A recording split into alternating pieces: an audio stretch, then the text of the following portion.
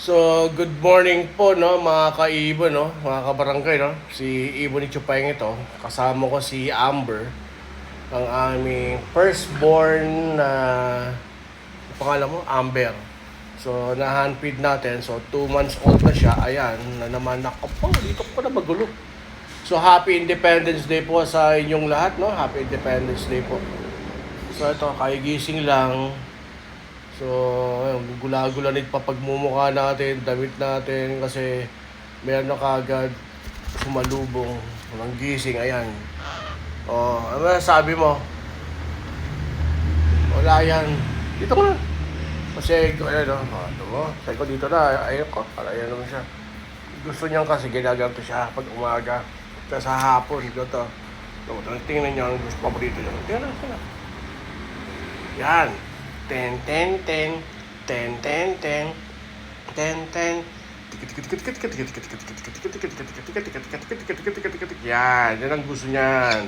Oh, ito na. Oh, request pa eh. Yan si Amber. So, Sun Conure po siya. Ito na mo? Umiepal pa, di ba? Oh, isa pa daw. Chickens. Yan. Yan ang bisyo niyan. So, at home siya. So, 2 months old na to siya. 2 months old na, no? Oh, ano? Yung pagkain, ang merienda mo, yung Coco Crunch mo, oh. Ay, nalaglag.